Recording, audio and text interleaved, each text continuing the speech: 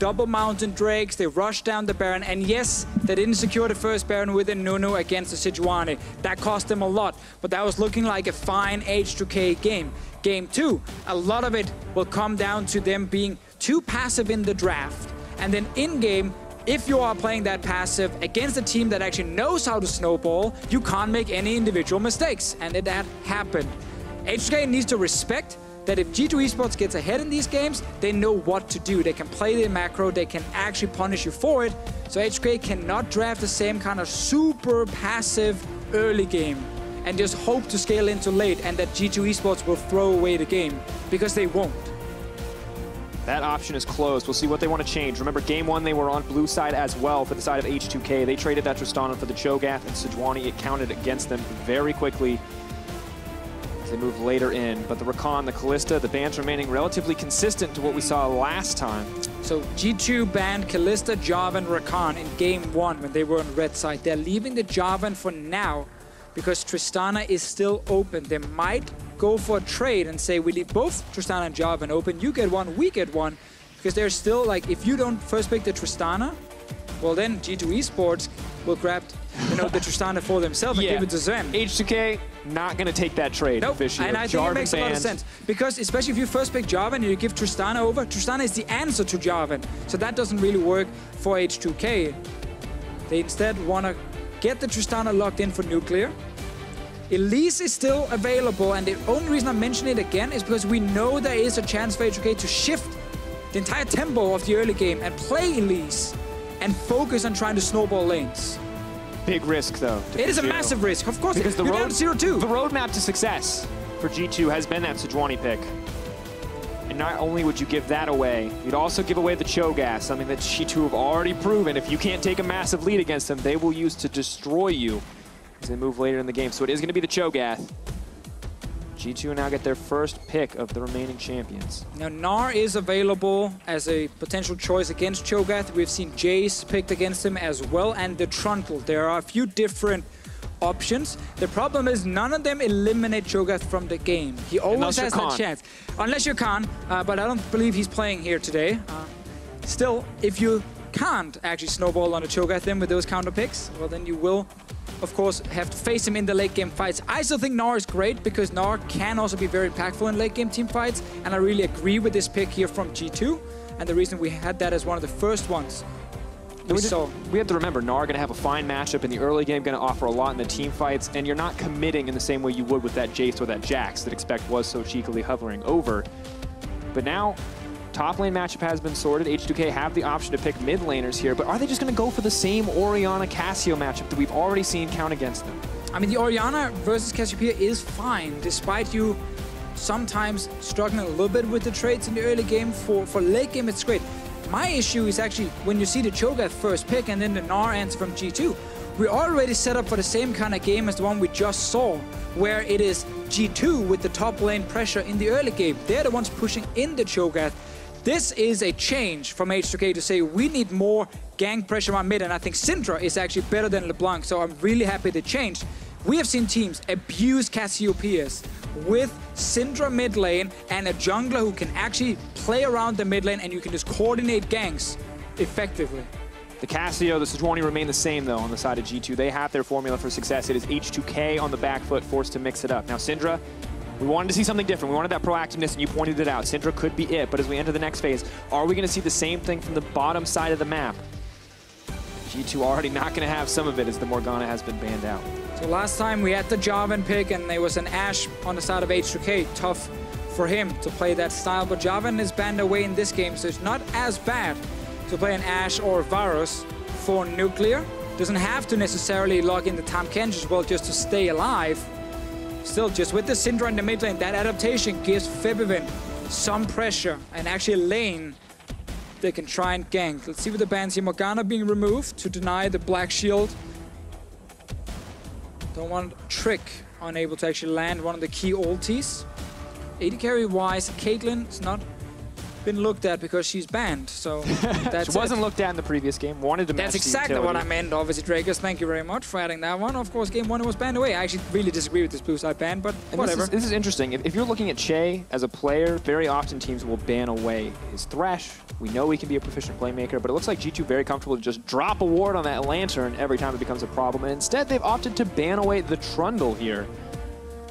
Not the most common support, but can be strong. Mithy's Alistar getting the same respect, and now G2 get the luxury of first pick when it comes to their bottom lane. Mithy could take Thresh on his own. Like, Alistar is one of the answers to it, Morgana is one of the other answers, and if he is afraid of Chei playing it, he can go for it. Otherwise, you just take AD carry, you last pick support, because there's so many good last pick supports in the meta. It's like kind of rock, paper, scissor in the support role. Everything has a counter. Nothing is uncountable when it comes to the support pick, so that's why they're saving it for Mithy. If it is a Thresh coming in, well then Mithy can play Tahm Kench against it and just deny any sort of kill pressure from Chei's side. Could potentially see, I think it'll most likely be the Ashe confirmed. Making Tahm Kench even better. They can Tahm Kench or Braum here, the other option. Play a slightly mirrored version of what we saw in the previous game. Looks like it'll be a standard AD carry pick. What's the support going to round out with? We need a better performance from Nuclear compared to the last game. The arrows did not connect properly most of the time. He wasn't actually able to have an impact. Blind pick now for support is really difficult for H2K. Thresh is the most likely one, but they do realize there is still the Tahm Kench available. And that is an Ashe ulti, gets denied by Devour. Thresh hooks can get denied by Devour as well. And it was a pretty easy login for Mithy. Not only that, the Abyssal Voyage, we saw H2K try to use it to set up a lot of plays. Now PerkZ shut down a lot of those plays with the use of the Petrifying Gaze, but we've seen the map movement potential coming in from Tahm Kench and this Abyssal Voyage. This game though here, PerkZ needs to adjust his mindset, because the one lane H2K will look towards early, it's mid lane. After they get a mid lane advantage, they can go bottom lane, and with the double CC lane of Thresh Ashe, they can take down a Tahm Kench if needed, or force Zven out of that lane if they have a bit more pressure from mid.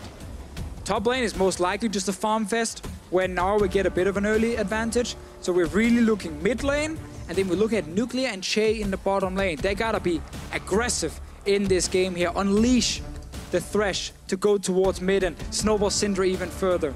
This might be a game where PerkZ is under a lot of pressure. Let's see if he can actually survive. Despite all the pressure on H2K as well, probably still with a grin on his face. Hopefully still feeling confident coming into this series. Two compositions locked in, very different from what we saw in the previous game. A lot more proactive action potential in the mid lane and the support position from H2K, and maybe it's enough. And if you believe that is the case, hashtag H2K win. That's what you want to send on Twitter, at LOL eSports, hashtag G2 win.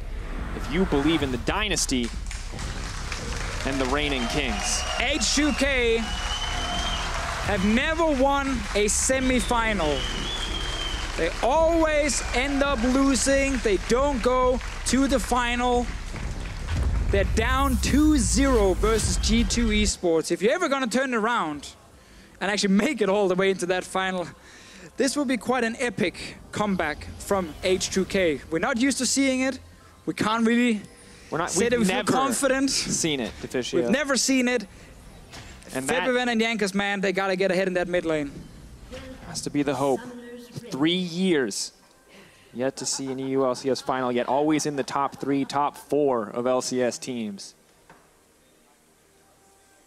Pressure has to be on for H2K, and for G2, they have the luxury of losing a game if they want, but you can see they already know. They already know what they need to be successful. Zven dominated on the Varus last game. Give it to him again. PerkZ has had a fantastic Cassio performance. Give it to him again. Trick on the Sejuani has been nearly unstoppable.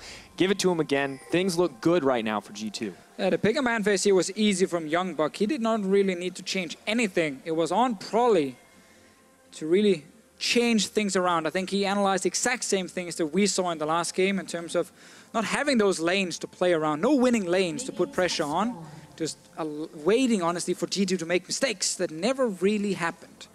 This game, they have proactive mid and bot lane. Odoamne is not looking to join too many fights if he can avoid it. Odoamne will look to play safe. Top lane most likely going to be a farm fest, but now with 2 proactive lanes, as you mentioned, Deficio, I think eyes have to be on Jankos and Trick. And Trick, he's had a pretty easy time last game. He could go wherever he wanted. None of the lanes were going to be proactive on the side of HK. that was great. This game's a little different for the jungler. He has to choose very carefully where he wants to go. can see on their side right there, 962 damage per minute from the Varus. That is way above the average Varus damage per minute. Zven got really far ahead early on, as you mentioned, Drakos, and was never really under any pressure in team fights. Bot lane though now, with Tahm Kench, you gotta accept that the double range lane will get the early push. Kind of hoping to see Chei just consistently land those hooks. Put Mithy in a position where Devour is perpetually on cooldown, trying to save his AD carry, but of course already difficult enough to hook Zven. Very veteran player, no stranger to this matchup for sure. So early advantage for H2K. Jankos taking his red buff as well. Mid lane, Syndra. 1v1, trades will be fairly even. If PerkZ actually managed to apply the poison, he will out-damage Febiven a little bit. But then you get the turnaround, which is Febiven saying, you don't get to hit your poison, I can just fire a combo and actually knock you back, and you just end up taking more damage. But the key thing is not even the 1v1. It's the fact that the junglers will be around, especially Jankos. He's looking bot lane very early. Trick is looking top lane. They know that he's here, however. The level 2 from Nuclear, he picked up the Hawk shot instead of the Ranger's focus. And Mithy, of course, skilled Devour level 2. Ready for any sort of gang strap, and PerkZ taking so much damage under the tower here.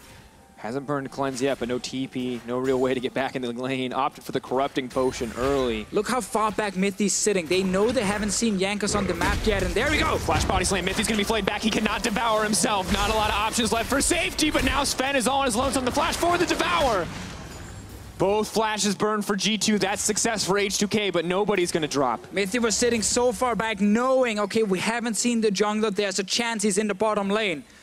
Ends up finally getting the Devour on Zven after another flash was used. But H2K got 2 flashes in the bottom lane. We'll find Trick as well. Already seeing more aggressive early play coming in from Jankos. Chei able to free roam forward, has more CC than Mithy at this point. Neither team gonna look for the fight, contesting the jungle. All just so much different from H2K already in this game. Really want to see if they can get something more here. Hook just missing. Trick just wants to farm his jungle, man. Don't even get it. Grump resets. Contesting it. They see Febiven, he's in the mid lane, he has a fine matchup. They know Odoamne. Oh, he's coming back. You know, young love. Between a boar and a mutant frog, man. It's Toad who ate a fungus and then he got brainwashed. Is that? That's actually what it is. It's official lore here with at Riot Deficio. When Grump spawns, it's a little toad who eats a fungus. I thought he just sits on it. No, it eats the fungus, and then the fungus kind of goes into the brain and makes it this mutant kind of massive toad. So is the Grump the fungus? Well, we're going to hold that thought, because Febiven could potentially be in trouble. Cleanse comes out. Febiven's still looking for the 1v1, but no more stacks going to come in from Trick. Only level 3. Jankos is here. No mana left in the pool for PerkZ. Jankos just walking by, going to grab a little bit of experience. Febiven still has to be careful. Still, it's Febiven staying in lane. It's PerkZ forced to recall. Jankos just pushing Trick away. It's been a fine start here in the early game for H2K. They got those 2 summoners in the bottom lane. They have to re-gank the lane if they want to abuse the lack of summoners. But still, a lot of focus is on the mid lane, where you can see Febiven applying pressure to PerkZ. PerkZ accepting this will be a tough game for him to play, where he will be the target for some of these ganks. Cleanse will now be down for the following fight, and when you gank for a Syndra lane, often what you need to look for is Syndra needs to land the stun first, and then the jungler comes flying in. Because if you see the jungler in time, you can flash away. But if Syndra can land that long-range stun, that is pretty common that you can try and land in lanes without actually giving away the junglers there, then suddenly Jankos flies in with Body Slam Flash once that is available, and PerkZ is not getting out. And let's talk about how that affects PerkZ too, because now every single stun from Syndra, he has to wonder to himself, is the jungler here? Is this the one that I flash? Is this the one that I have to flash or I die? Or is it just, is there no one there? He has to play that mind game now. And that's also why G2 are investing vision around mid. They're actually placing a ward here near the Raptor camp. They're trying to protect PerkZ. There's now a control ward being placed by Trick. This is mission keep PerkZ alive for as long as possible. The ward here from PerkZ was just placed, from Febiven was just placed in the side brush. Will not spot any ward actually from G2. And Febiven is a cruel man. Freezing the lane as well as he can in front of the tower, will eventually start to push, but he's looking to deny as much as possible in the CS department. So if they don't know that ward was placed, then Jankos will walk just over it now. So there you go. He doesn't realize just yet that he's actually spotted. We'll find the control ward here. Now he realizes, okay, they have actually seen me. Jankos. Okay. What's the deep ward first? See? First, you get deep vision, and then you kill wards. Now he knows he's safe killing that ward. Good job. Of course, this is once again a slower early game, I think it's safe to say, but now, well, potentially trouble. Cleanse does come out. Ulti drops onto PerkZ. Febiven has to be careful. No cooldowns left. Big show of confidence from PerkZ. The 1v1, he was under so much pressure, forced back to base early, and he just turns it around. What a fantastic play from PerkZ. Bot lane fighting. Chei just to get something back. Devour, hook is not going to connect. Not enough. Zven just comes back out shooting. And PerkZ right now just doing everything correct. He's playing safe in his lane. He's not trying to take any dumb trades. And when he finally finds an opening, he's safe under his tower. He's just seen the Gragas. He knows where Jankos is. He just turns it around on Febiven, lands the ulti, connects the poison, no flash away from the Syndra, and that's a first blood now in the 1v1 lane where Cassiopeia was pushed under her tower. And still, the CS advantage for Febiven. He was winning, he was doing everything right, but he chose to all in, and the sustained damage so heavily in the favor of Cassio, and now it looks like they may just rinse and repeat. Trick, that one goes wide. Saw that in game 1. Yeah. False confidence, folks. It's the Trick strategy. He throws it wide intentionally. Trying to see which way you juke. Yeah. It's an old Mad Life trick. Oh, Mad Life, sure. You use that trick a lot, Deficio. I do. But of course, I think we have to praise PerkZ, right? In a single week, he went from saying, hey, I just played the worst series of my life versus Splyce. And now he has not lost a single laning phase. He has not died. In what feels like a single 1v1, he has won now a 1v1 against Febiven as well. It's such a fast turnaround for this mid laner, and arguably against a stronger mid lane opponent. Keep seeing that little fight for vision around mid lane. Another good ward at the Raptor camp by G2. They keep spotting Jankos. They see him now killing this camp as well, so they can call PerkZ, hover to top side. The jungler will come from the bottom side, and you can see PerkZ is playing safe now. He knows exactly where Jankos is. He's not afraid of the gank. It's very smart play from G2, just tracking the enemy jungler, understanding which lanes H2K wants to play around. H2K still looking to make things happen. PerkZ maybe baited in, moving forward, nice ulti comes out, he's still looking for the kill, trying to find the outplay, locked up. PerkZ moving for a little bit more, Jankos just wants to knock down the kill, but PerkZ is hungry for blood. Not gonna flash it in, but in the 2v1, PerkZ finds a kill. I mean, it's just insane performance from PerkZ right now. He sees the Gragas, he doesn't flash early, even though Jankos is trying to bait it with the body slam, and lands a 2-man stun with his ulti. Second time he kills Febiven in this lane, and this time Jankos was right next to him. Now the fight may start. Zven locking up Chei. They know that they have the level advantage. Moving in, that's the Devour used defensively. Chei may just get taken down. The exhaust has been burned. He is now set to fall. The arrow comes out. Nuclear, I don't think he's going to be able to get anything back. Tongue Lash, gonna stun. Waiting for the flash over the wall. Zven moving in for a little bit more. Otto's coming in. The hail of arrows and another double kill for the G2 bottom lane. The two lanes H2K wanted to play around and try and win, to be more proactive in the early game. They've just died. This is not the jungler, Deficio. This is not some crazy kind of play across the map. 1v1s. 2v2. Now Trick can make it even worse. Hey, 2v1, no problem moving in. Miasma means no flash for Febiven and a killing spree for PerkZ. H2K falling apart and G2 dominating them in this game. It all starts with smart play around the vision control, keeping Jankos away from this mid lane. It then turns into 1v1 kills from PerkZ, 2v1 kills from PerkZ. The bot lane wins as well, and 2,000 gold lead for G2. 10 minutes in, 11 minutes in now, Deficio. Game 1, even. Game 2, G2 favored. Game 3, G2 is dominating. And it's another playoff run where H2K looking like a team that will bomb out of it straight away. They lost 3-0 in the quarterfinals to Fnatic in spring. That was a big surprise. They didn't expect it. They're about to lose 3-0 to G2 again, not even taking a single game off them. We thought this would be the closest the teams would ever get. G2 coming off a struggling performance against Splyce, H2K. The chance to review all of that footage, so much more time to prep for that series than G2 got. But it's so fun to watch G2 when they're playing at the top level because they are making so many smart, small decisions that always snowballs into something bigger. The players can play more aggressive because of the control they have as a team, because of the communication. The pick and ban phase has been great all 3 games from them as well. And we have to remember what's on the line here for G2. They've already got their world spot. But right now their focus is not worlds. Their focus is keeping their throne. They want people to remember why they were and why they are, potentially, the #1 team in Europe. And if they take down H2K, only Misfits stand in their way. And Misfits, they had an immaculate performance against Fnatic, do not get me wrong, but G2, the momentum that they're building up from a best of 5, full 5 games to what very well could be a 3-0. This is staggering how quickly G2 have improved.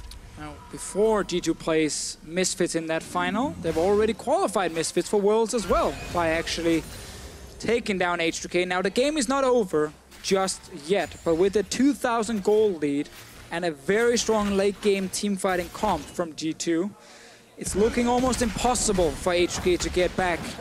This is the moment where you need some of these individual players then to just turn a switch and start making the big outplays. But it's a 0-3 Syndra who's just been outplayed by PerkZ 3 times.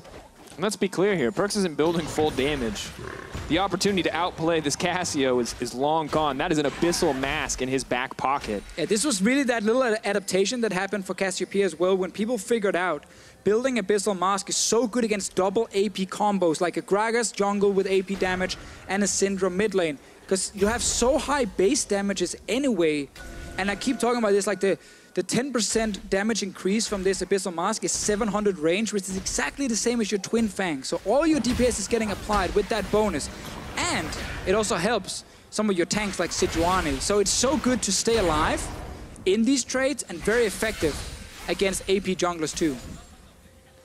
Jankos was so aggressive earlier on, but now he's hesitating a little bit. Not sure if it's the right choice to make this play. Knows that if he commits and this backfires, everything could get even worse. And they're already... You can hear the teams on stage, very loud in their calls. Not clear what the next goal is, but clearly both teams ready for a potential fight. Mithy over the wall. Both gonna connect. Here's Mithy. Cleanse out, walks away. Trick looking to turn it, TP on the way in. G2, no hesitation. They pull the trigger, they find that rampage for PerkZ. 6-0 for G2. H2K doing the only thing they can do right now, try and force a place. Abyssal Voyage, Odo trying to flash to safety. Righteous Glory is gonna take him out. He's trying to run. Miasma comes in though, there's no escape. Goodbye, Odoamne, PerkZ unstoppable. Whenever H2K try and make an aggressive play, then G2 just reads the situation perfectly. Dual lane was already around the mid lane. Mithy was just hiding around the corner. He was just being like, yeah, I know you're going to engage on PerkZ. I will devour him, he will stay alive. And then a quick turnaround with Trick and Zven showing up. That's a top lane tower going down, that's a Rift Herald going down as well. 15 minutes, 4K gold lead, a Rift Herald in their back pocket, almost guaranteed to kill that mid lane tower. A team comp with a Cassio that can shred through a Baron in an instant if they get the chance, and they're making chances at every turn. Look, so he's hiding around the corner so he doesn't give away his position with the minions, and then he waits for the engage, eats the Cassiopeia instantly, and then they know, okay, these guys have overextended, quick turnaround. As soon as that ulti lands onto Chei, he's going to die. Top lane, well, you've already won the mid lane fight, why not just go top and, you know, use your Tahm Kench ulti perfectly to force Odoamne. This is the value of that Tahm Kench. H2K trying again though, they really need some kills. Sven is here as well. Mithy running for his life. They have to pick who they're going to go for. Sven running back into no man's land.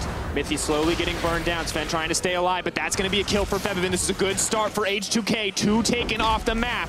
They're looking to fire it back. Already the gold lead diminished. Only 3K in the favor of G2. Can they keep the fight going? Very important here, as you said, for H2K to get kills on Febiven and Odoamne as well. They just need to keep forcing some of these aggressive moves and hope they can outplay G2. They can't just sit and wait now. They can't go full late game because G2 will, with this gold advantage, just snowball the game. So nice proactive move from H2K in the bottom lane.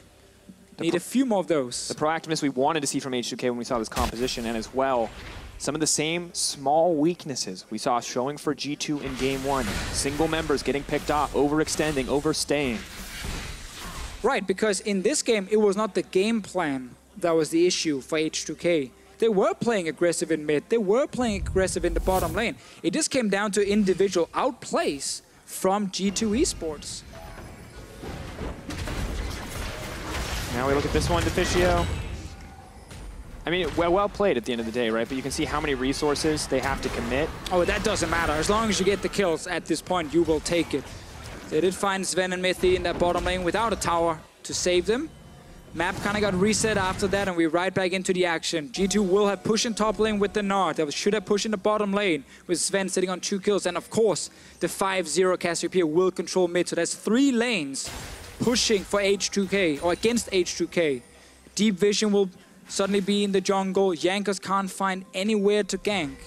We're waiting for Nuclear to maybe land an arrow that could set up a one-shot with a Cho'Gath or a Syndra. And short of mistakes from the side of G2, there are no H2K favored plays right now. You can trade evenly with G2, but there is so much pressure on the map, and with every lane pushing against you, you get nothing for free at this point in the game. Around the mid lane, cleanse used. Flash forward the play. Good ulti coming in. PerkZ trying to fancy footwork his way out. He's going to get knocked back and taken down. And this was exactly the play we talked about here. Use the Ashe arrow to try and force something. They got a cleanse and then they could kill him after. Bot lane though, Rift Herald plus Zven pushing down 2 turrets. Mid lane tower going down though in favor of H2K. Mithy walking to the mid lane. Rage almost full coming in from Expect. Could get the Mega Gnar. H2K just going to have to settle for the trade, keeping it at a 3K difference. Odoamne trying to chase down the Rift Herald. He's going to get it in the end, but now G2, not only will they get the tower, they're going to grab the Drake as well. Good thing for H2K that it is a Cloud Drake right here. Ocean Drake was valuable in the early game for G2, but will not help them in the late game, so will not make it even worse for H2K. They can definitely give up this Drake here. Don't risk anything. He's going to go in. He's going to connect on the trick, but just playing with their food, just trying to figure out exactly what G2 are up to. And the game will slow down a little bit. Proactiveness is now in the favor of G2 as it has been. So eyes on that team to make a play, and just wondering where H2K can find opportunities, openings, to pick off these members of G2. Well, we've already seen the ulti from Nuclear shooting straight down the mid lane and hitting PerkZ. There's no cleanse for a few minutes from him. That is a possibility to do again for the Ashe in case PerkZ shows himself. There is even a lane ward being placed if you just hover the camera up a little bit where the old tier 1 tower is. This bad boy near the minions. So if someone shows up and feels safe because they're sitting far back in the lane, Nuclear will have vision of them to try and force a play. Jankos and Nuclear starting the fights. Odoamne and Febiven nuking down whoever it is they're actually hitting. Problem is there is a Tahm Kench Devour, just to make it even harder. Need to get Mithy away, need to find those opportunities where Mithy isn't around, or pick onto Mithy himself. But G2 actually displays the control ward right in that lane, being like, yeah, we know you have a ward here. You're not going to hit us when we're sitting there farming. They're rushing Baron, though. Desperation play coming in from H2K. They're trying to force a fight. Gnar is on the bottom side, does have TP, is close to Mega. Holding that Rage, he will be forced to transform. If H2K can force for a few more seconds, that's going to be the chain CC. Mithy says no. Knocked out to safety by Jankos. Could be in trouble. Ulti comes in. Trick on the way in as well. Febiven is in trouble. Cannot be saved. Taking so much damage in exchange. Expect is moving forward, but he's turned Mini at the worst possible time. Now they're looking for the follow-up. Chei will get picked off. G2 still cutting through 2 members of H2K. Jankos needs to land that ulti on a no-flash Tahm Kench if H2K wants to get back in this game. But he did not manage to knock Mithy back into the team with PerkZ inside his belly. That could have been 2 potential kills. May not matter. PerkZ is on the hunt for more. Looking for Jankos. Baron's going to drop for G2 as well. That could be the final nail in the coffin. Almost a 7K gold lead in the favor of G2. When you're this far down, then you have to perfectly execute these small fights you are getting. That was actually a fine call from H2K. You have a Cho'Gath, you can feast the Baron, try and force Expect to TP in, and see maybe you can rush down the Baron and then get out.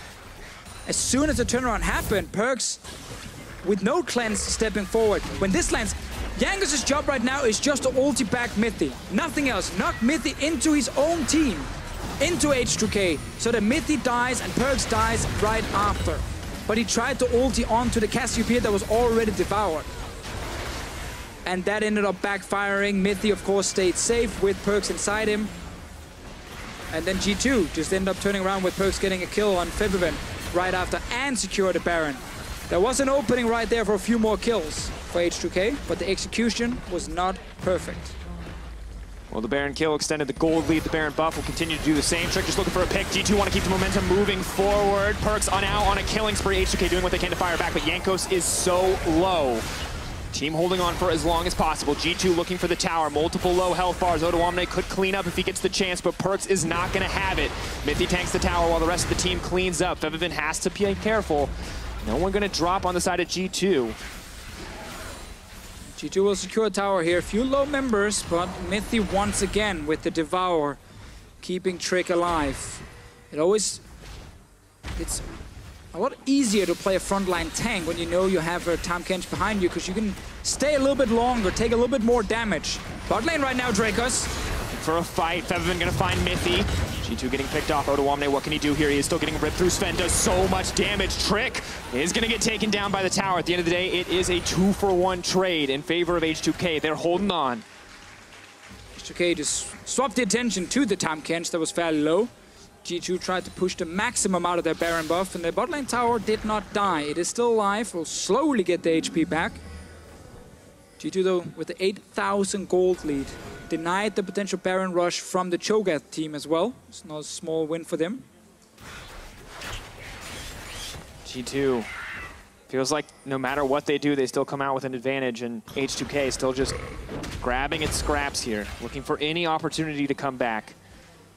And we look across the board, Deficio, 8-1-2 the score for PerkZ, 3-1-5 the score for Zven. Both of those carries are terrifying. On top of that, Black Cleaver, Frozen Mallet coming in, and oh, hi. Now Febiven. Yeah, goodbye, friend.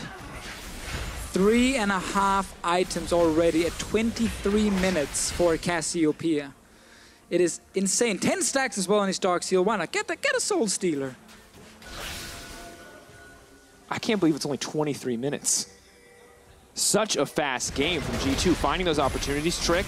Again, checking. Where do you juke? He knows this is the ult. And that'll give a small advantage to H2K, but without Febiven, they can't really defend this one. Odoamne throws down the silence, but there's no follow-up engage. There's no follow-up damage without the Syndra here.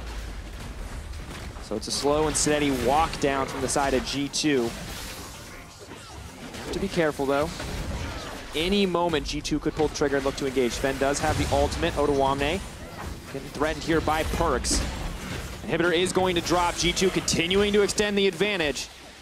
Almost a 10k gold lead in their favor. And they have a big wave top lane as well. They can join if they want to push for even more. They're still fairly healthy. There's a Warmox on Trick, just giving him all the HP back. He just lost, and they're going to kill Odoamne. Forward, Odoamne needs to make it out of this one. I don't know if he can. Chei gonna make it over the wall, but here comes Expect. Chei wants to make it out of this.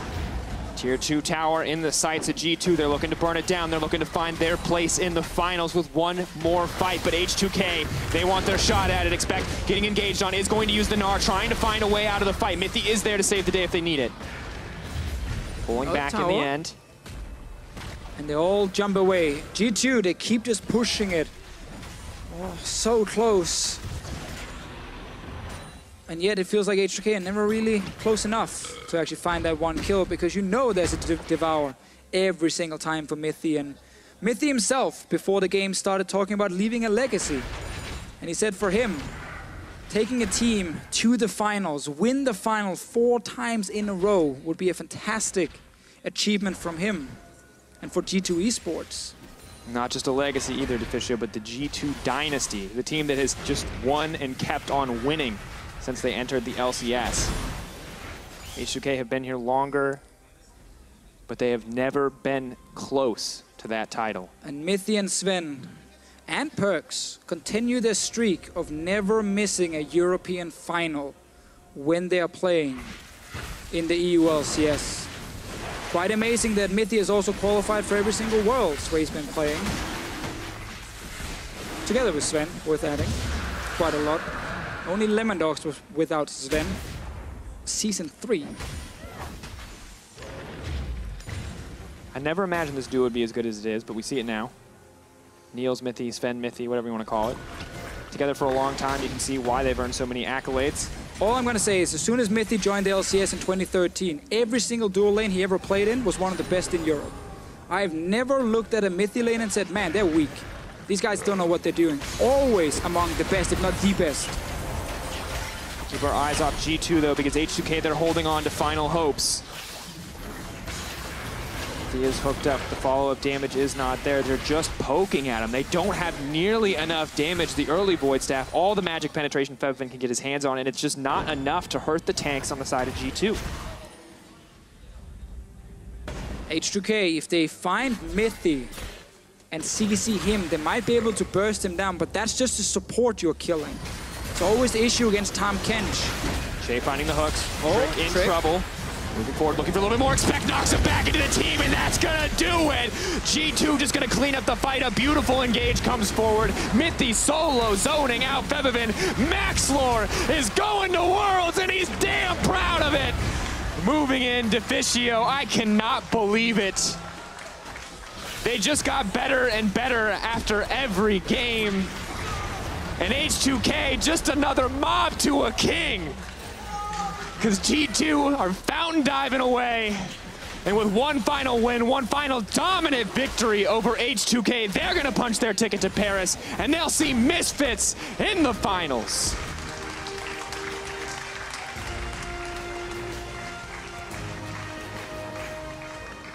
And this last game just showed us how strong these individual players are on G2. They have the macro figured out. They know how to ward in the early game. And then they start pulling out these 1v1 solo kills, 2v1 solo kills, then the 2v2 in the bottom lane. We kind of like started talking about the macro. We started talking about, hey, G2 have this gold lead, but one thing we didn't go back and touch on as much as I feel like we could have is that they won 2v2, they won 1v1, PerkZ won 1v2, just like you're saying. Like, the amount of leads built specifically in Game 3 on individual plays is insane. And that's always the thing about G2 esports. When they get to playoffs, every single player, they step it up a notch. The team, they figure out the meta. They know how to play the map. We always know they can do that. And then in Europe, they're always able to take down whoever is right in front of them. They've still not lost a split. And I know Misfits had a 3-1 win over Fnatic and looked very good, but G2 esports with 3-0 sweep over H2K will still come in as the favorites for that game. I don't think there can be any doubt. It's hard, right? It's hard because every time you count G2 out, they strike back. They come back stronger. Hey, MSI group stage, you look terrible. Bracket stage, you look like gods. So you had to face SKT. Pre-Rift Rivals, struggle. Rift Rivals, a struggle. Post-Rift Rivals, once again, top in Europe. Hey, they lost to Fnatic. Well, now they're going to Game 5 against Splyce, and now they're 3-0ing H2K. Such a one-sided Game 2 and 3. Game 1 looked very even, back and forth. And then as soon as G2 just went into Game 2 and they had a better draft, they completely destroyed H2K. They never let go. Game 3 is exactly the same deal. Like, PerkZ ends up 12-2-4 on this Cassiopeia after being the target. We talked about him having to play a little bit passive, and he did actually have to sit far back. And then he also got a few solo kills here and there. And it's those kind of things, again, we keep seeing from these superstars on G2 esports, that they have the teamwork figured out, but they also have the individual talent. It's crazy to see because in Splyce, it was Game 5, it was clutch performances in team fight. But here against H2K, it was individual performances in lane. They did not wait for the late game. They did not wait for that coin flip final team fight moment. They obliterated people at 10 minutes into the game. We have to then switch over to H2K because we were really hoping, like we were looking at H2K once again coming into playoffs, and as you said, like this felt like the one chance for them to do it, with G2 not always looking perfect here in the summer split, and then H2K, great group stage, like great regular season. It really felt like they could push G2. And the thing is, if you've never seen H2K in playoffs before, you'd have no reason to doubt them. They always look fantastic in the regular season. It's when you look at the years and years that they have fallen flat that you have to start to question this team. That you have to start to wonder, why does it always fall apart when the pressure is on them the most? I think one thing we're seeing, especially here in the last game, is the small little micro things that needs to be executed perfectly doesn't always happen for H2K. Febiven dying in that lane, Jankos not always finding the right ultis, Nuclear and Chei, Game 2, Game 3, dying in the bottom lane, 2v2 as well. Like, that just makes it very difficult for you to actually take down another top team. And it's been some different issues, of course, that's plagued H2K across multiple splits of playoffs, but they need to figure out what the issue is, the core issue, and how they can fix it, because it's not just random anymore when it keeps happening. No, and of course, we have to remember, yes, they will play in the third, fourth place match against Fnatic, and they'll also have a shot to qualify for Worlds via the gauntlet. So H2K aren't out of the picture yet, but turning our attention back to G2, player of the series, of course, is something that we have to talk about, and it's going to go over to PerkZ. Now, after the tough series versus Splice, PerkZ came back swinging in today's series versus H2K, 25-19, 901 damage a minute across 3 games. The best mid laner in Europe showing up here in the playoffs, making sure his team can go all the way to the final. And honestly, dude, I'm really just excited to see PerkZ versus Power of Evil. PerkZ versus Power of Evil will be fantastic to watch. I'm also looking forward to Maxlaw versus Trick, because I think Trick had a fantastic series today. I think a close second for player of this year. But also Zven and Mithy duo kill. This is one of those series where you look at it. I mean, you're 3-0, right? Yeah, no one looked bad on the side of G2. Zven is pointing at himself off in the distance. I mean, Zven was pretty lackluster for most of it, but that's about it. I think all those duo kills were Mithy. Yeah, that was probably Mithy setting that up. I agree. No, it went over to PerkZ. Very well deserved, especially that third game. Just kind of solo winning the mid lane. Didn't even need anyone around him. Well, as the dust settles and we get ready for an interview with the victorious G2, let's check out your semifinals big plays brought to you by Acer Predator. Well, he wasn't running Smite yesterday, but Power of Evil still came up huge as Orianna in Game 2 versus Fnatic. Let's take a look. Teleport coming out. Now, will Misfits full engage? The answer is yes. The thrill of the hunt is out, but Alphari is the one that looked to be hunted down before he goes over the wall. 3-man shockwave. Maxlor starts off the casualties by finishing off Caps, and the Cosmic Radiance comes a bit too late. The party barrel not going to do a damn thing as Hansama over the wall takes down Jez's. Here's Caps as well. A lot of damage dealt onto the Cho'Gath. The Cosmic Radiance comes in, but they peeled off Baron. Misfits, if they can get out with their lives, this is exactly what they want. Pulling it too. Man, shockwave, and down goes Jez's to Power of Evil. Meanwhile, Reckless caught by 3 Misfits. Caps going in. He gets 1, and he gets out alive. Cosmic Radiance comes down. That's a few seconds to work with. Caps goes in, and the shockwave pulls them back. Hansama with a massive kill onto the mid laner. Alphari finds Soaz, and he's leading the charge onto the rest of Fnatic. Reckless, isolated, forgotten, and out of there. Nice! Nice! Good job. I like that the joke we're still using a Smite Orianna, which was like 2 years ago for like 1 game, if I remember correctly. He's stolen since then. It's happened more than once. That's why it keeps coming up. But speaking of steals, earlier today, Trick showed up big, and at Steve-Plays-Lol tweeted, stealing Baron from Nunu by timing your smite between his smite and consume has to be the best feeling ever, or the worst if you're Jankos. 4v5 here. Cho'Gath versus Nunu. Who's going to get the Baron in the end? Trick is coming over the wall. Chei does manage to connect the hook. Nuclear still in the pit. They're burning it down. Trick gets it in the end. 50-50 in the favor. Beautiful shockwave, but no follow-up. Just a Baron in the favor of G2. They're going to end. They're going to end. Tristana on the W. Oh my god. Back. Oh my god. Oh my god. Please stop. Yeah, go Drake and bot. Go Drake and bot, okay? There you go, Gnar. He's fine. Oh, no. My bad is... I didn't get my Q off, it's too fast. All right, one hand, fantastic. Also, I've been informed I'm not supposed to read the dashes, so aside from my Ron Burgundy impersonation there with the teleprompter, problem, man. I think... I mean, you can see the frustration on Jankos, and that feels so bad. But for Trick, I mean, he knows the Nunu timings, apparently better than Jankos in that situation. You know, great smite still, and actually was the big turnaround for G2 in that game. And in many ways, it's kind of set G2 up for success in the rest of the series, because they managed to win that game 1 based on this smite still from Trick, and then game 2 and 3 were obviously very one-sided. Definitely the case. And finally, G2, as they closed out the series, and Tabaret called attention to the man in his mid lane in his statement Game 3. Let's see him in his natural habitat, the Lane Kingdom. This is once again a slower early game, I think it's safe to say, but now, oh, potentially in trouble. Cleanse does come out. Ulti drops onto PerkZ. Febiven has to be careful. No cooldowns left. Big show of confidence from PerkZ. It's very smart play from G2, just tracking the enemy jungler, understanding which lanes H2K wants to play around. H2K still looking to make things happen.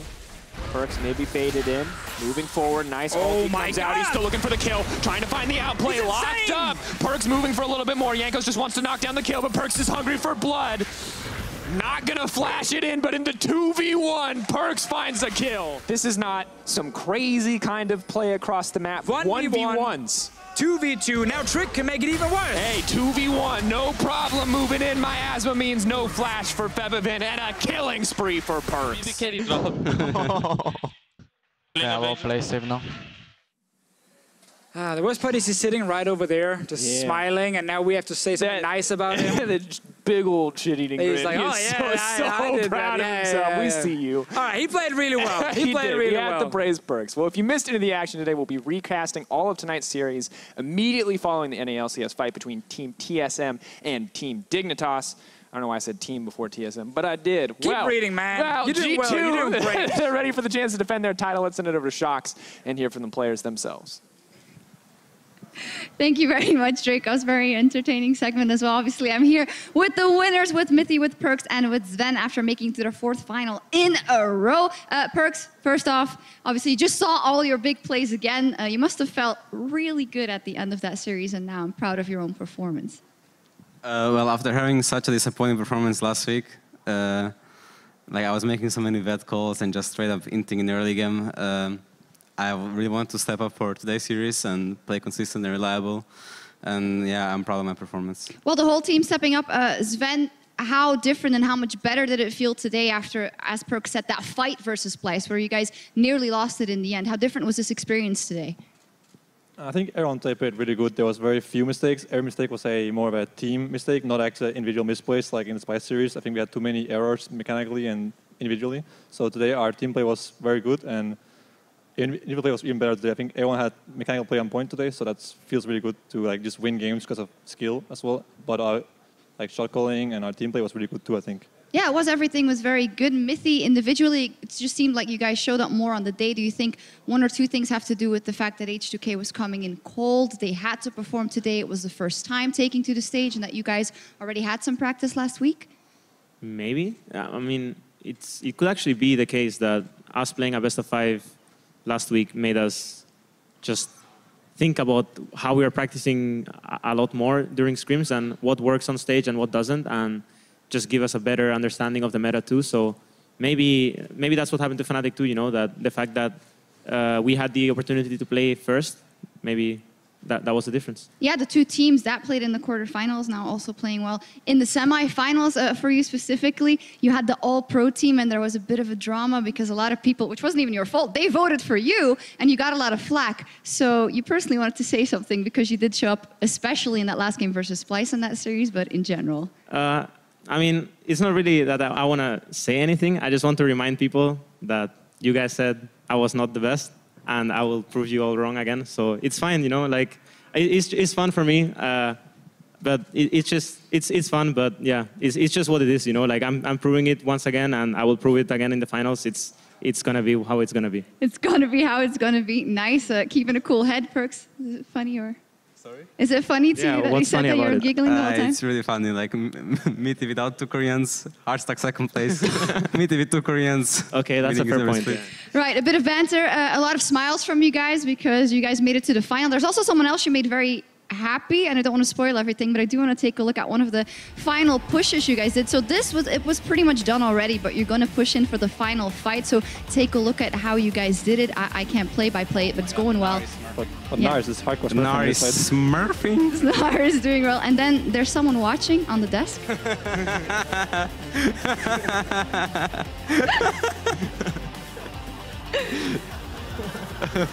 Well, he made you guys get to Worlds yesterday by winning with Misfits, and you guys now made sure that Misfits is going to go to Worlds as well. So they actually Misfits actually gave us a warm-up game this afternoon. I want to say morning, but it was actually the afternoon. Well, morning for us.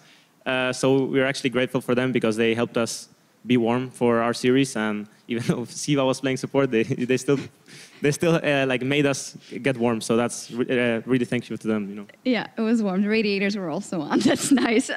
No, very nice of you guys. I want to take a step back and take a more serious note because obviously there was a lot to do this season, or this split rather, about our Fnatic, you know, are they going to take the throne? And then that story kind of completely went away. Zven, how different was this split for you guys? Because in Europe, you guys weren't dominating for a change, but you again showed up in this best of 5s. How was the learning experience coming into these playoffs and now getting your 4th final in a row?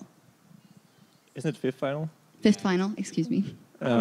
Okay, so anyways, in the start of split, we had a bit of a slow start. We had the 3-sub situation. Then we had the problem that we played on different patch at MSI 2 weeks before that. And then there was a Rift Herald running around, and we had no idea about the patch we were playing on. Syrakan, oh my god. Yeah, Syrakan, blows. First 2 weeks, we had no idea about the champions we were supposed to play, the Rift Herald situation, and we got kind of schooled by teams like Fnatic, Misfits. We even lost to Unicorns, I think, and we had no ideas like how to draft. So the first 5, 6, 7 weeks, we're just used to like catch up to other teams, and then once we got to the later weeks, I think we started to like, be good again and start to learn ourselves.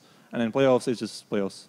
Yeah, but it must have been a boost, though, that 5th game, and especially those final moves versus Splyce, because it could have just as well gone the other way, PerkZ. Did you feel a mental click this week coming up into this semi-final that you thought, okay, now we got all our marbles in a row, now it's good?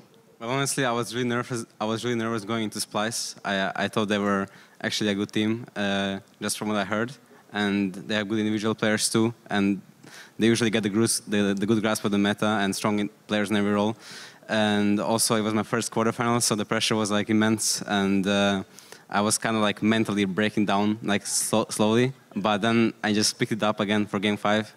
I told myself that I don't care and play no regrets. And even though we had worse draft in Game 5, like Mithy and me did some clutch plays, and then we won the series, and it felt really great. So, but I knew that I wanted to step up my gameplay for today, so I don't have to go over that again, over the feeling of like feeling like shit, because I play bad. Finally, I do also want to ask you about Febiven. We had the strong video there about how you guys kind of have a similar path. You respect each other a lot as colleagues, but today it was all on the line. Is there anything you want to say to him? Because this must be tough. Like, H2K couldn't really do anything today. I think he was the best mid in this split. Like, he played the most consistent out of everyone and always played really, really good.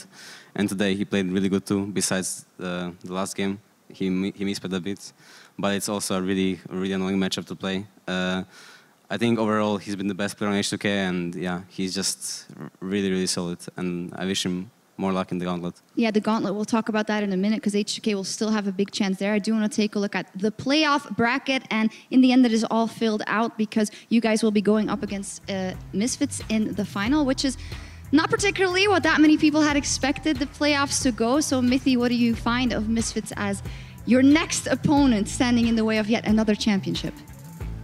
Honestly, I thought Fnatic was 2 times better than Misfits, at least. And I was definitely proven wrong in the semifinals. So I don't know what to expect from Misfits, honestly. It seems like they're a very good team. They 3-0, 3-1. So we have actually had a harder time than them in this like whole run. So yeah, we will see how it goes. Really good. They are really good. Yeah. Zven, is it more tricky now to prepare because you guys maybe hadn't counted on the fact that Misfits would all of a sudden make such a good run in the playoffs? I mean, I don't think Misfits is a team that plays very like cheese stuff. Outside that one Ringa game, I don't think they play anything that's like too special from anyone else, and I don't think their players are like much better than anyone else in like Splyce or H2K teams. So I think it's gonna be another good best of 5. But they're obviously better than everyone else in these playoffs other than us. So it'll be an interesting series for sure. But I'm not afraid of them like necessarily. So. How much is your mind already in Worlds, Mithy? Discount G2. Just wanted to let it be there for Misfits to think about that for the finals. And for Worlds, yeah, we are definitely going to bootcamp and try our best this time. We have been together for 1 year and a bit longer than that, so I think this Worlds is going to be a lot different than last one. I think our MSI performance showed that we are able to adapt given the right time.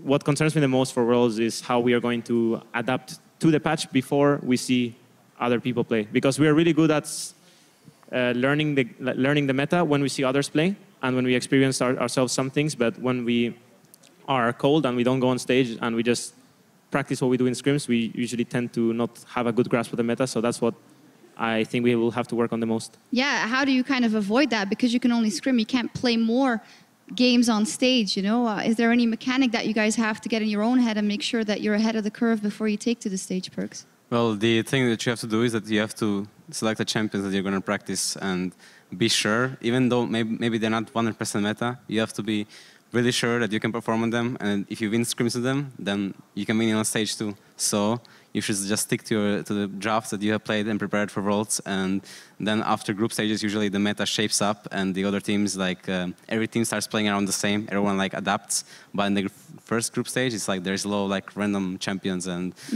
stuff going on. So it's gonna be hard for sure getting out of groups, but I'm confident in myself and my team this year to perform and make it out. Yeah, best of ones are, of course, always very, very difficult. I have to ask, is anyone standing in your way of that trophy next Sunday? Well, Misfits is in the way, but are they going to beat you? Probably not. I wouldn't say so. At least personally, I'm sure I will give. I have been trying really hard. My personal goal is to make it to Challenger before I play the finals, and then I will just carry alone. I'm sure of it.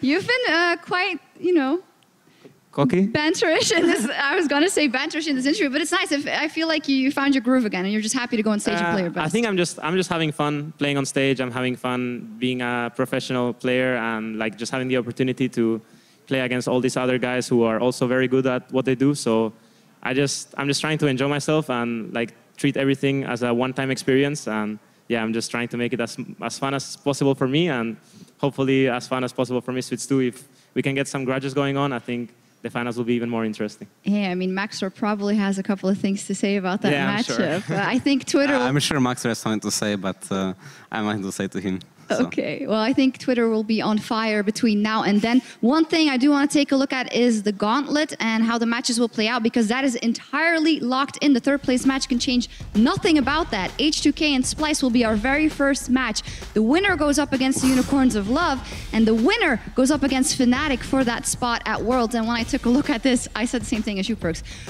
That is honestly, this is really this is like the most like gauntlets. Yeah, like it's gonna be. I can't even like see who's gonna win this stuff, because I think anyone can take it. Honestly, besides Unicorns, I wouldn't bet money on anything there. Nothing. I would definitely not even try. Well, this is too hard to judge who's going to win. Oh, it's super difficult. But maybe we can think of Zven. You played H2K today. You played Splyce, of course, last week. Do you think that first match, who will be able to win there? Who do you think will be able to rebound well enough to make it in that first match?